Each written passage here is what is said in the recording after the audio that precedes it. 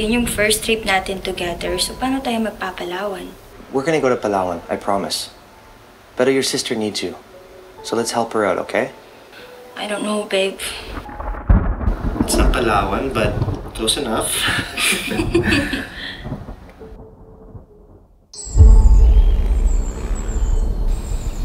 Nasa ba yung kapatid mo? Ang tagal Alam mo, yung isang text, kahit tawag, hindi sinasagot. Ay, ito po pala yung susi, ma'am. Ay, ma'am. Palambot ng palambot yung palad niyo, ah. I'm sorry, what palad?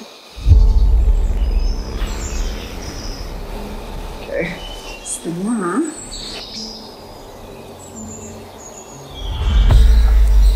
Sino po sila?